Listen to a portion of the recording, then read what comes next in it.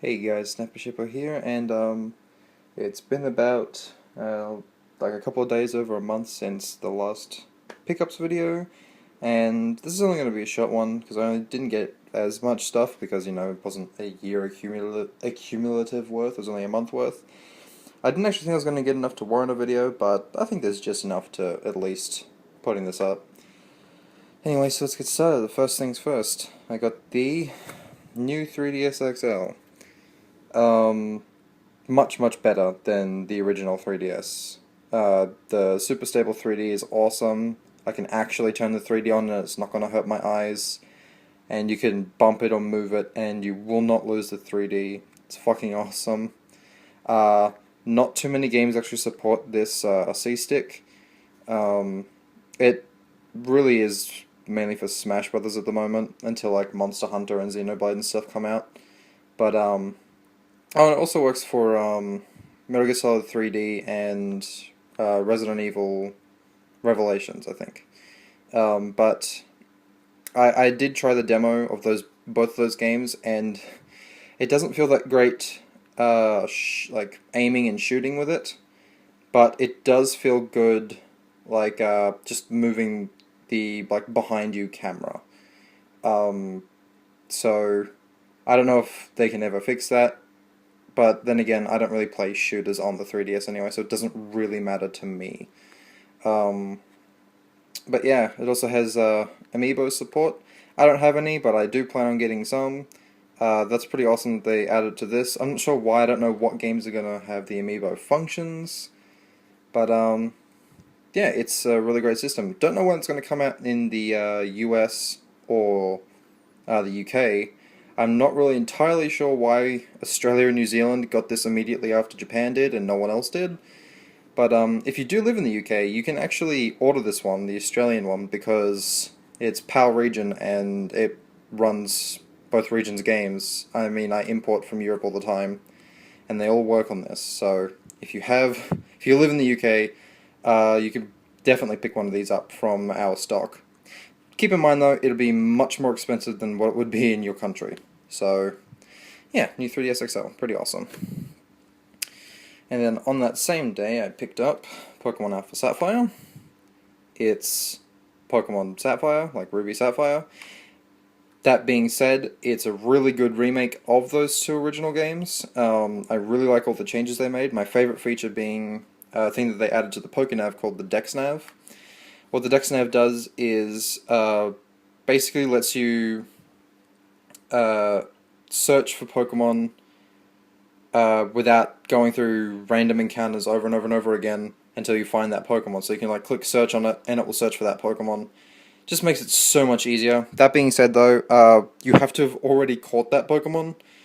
But they did make the encounter rates for like rarer Pokemon much higher, where you'd be walking around and then you hear the Pokemon's cry, and then you'll see them like shaking their head or wagging their tail in the grass, and you sort of sneak up on them. And then once you've snuck up on them, you'll be put into the encounter and the battle, and you can catch it. It's a really awesome system. There are a bunch of other stuff in this game that they added that was really fucking cool. I'm not too keen on some of the new megas that they added. Some of them I thought were pretty pointless, and some of them looked just stupid. I don't mind the whole Groudon Kyogre Primal Reversion thing. I thought that was a cool element to the plot, and it kind of makes sense. But yeah, all in all, this is a really good remake, and the post game is fantastic. It's probably the best post game in the Pokemon game of all time. It also has one of the best stories too for the post game, not the main game. The main game is exactly the same as Ruby and Sapphire. I don't think there's much different from the plot at all. You got Archie trying to free Kyogre and Maxie trying to free Groudon, make it sunny all the time, making it rainy all the time. It's kind of a stupid plot, but I like it. It's a good game. If you have a 3DS and you like Pokemon, definitely pick that up. Next game was a game that is discontinued here in Australia and incredibly hard to find. Star Fox 64 3D. Holy shit, this game was hard to find. It was ridiculous.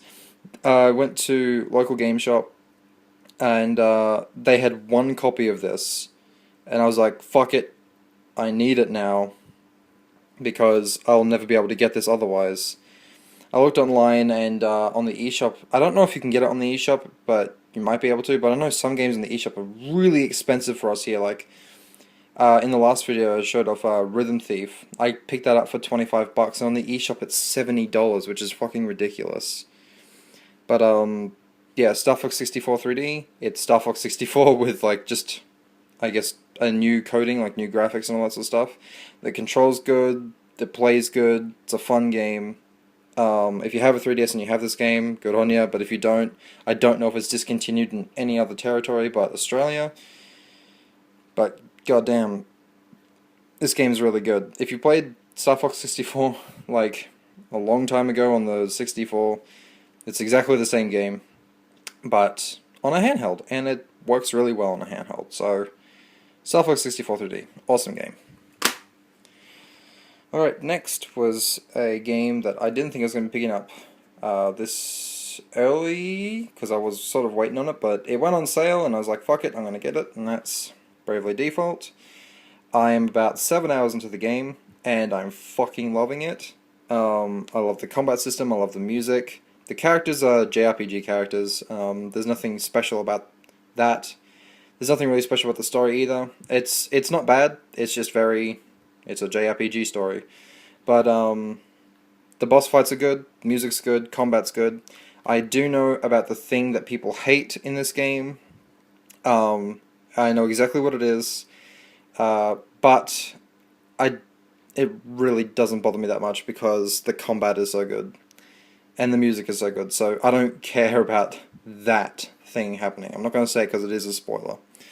But, yeah, Bravely Default, I think you should at least give it a try if you have a 3DS. It's really good, especially if you're a JRPG fan. I'm really liking it, so... And I can't wait for the sequel, too. I think it's called Bravely Second, which comes out in Japan, like, next month, so I hope we get it next year, too. So yeah, Bravely Default. Fucking love it. Alright, that's it for the handhelds, only 3 games, and the DS itself. And moving on to, I only got 2 PS3 games here, first one being Kingdom Hearts 2.5. Kingdom Hearts 2.5 is Kingdom Hearts 2 Final Mix, Kingdom Hearts Birth by Sleep Final Mix, and the cutscenes from Kingdom Hearts Recoded. It's Kingdom Hearts, I really like it, it's really awesome.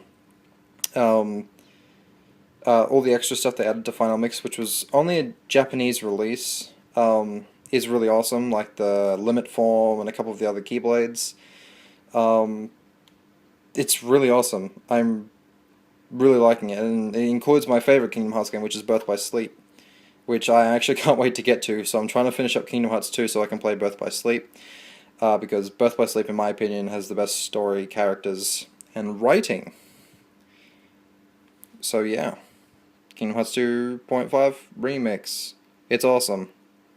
If you like Kingdom Hearts. But I can totally see, like I said before, why people don't like Kingdom Hearts. It can be incredibly cheesy at times, and I don't blame them for not liking it. So, yeah, there's that.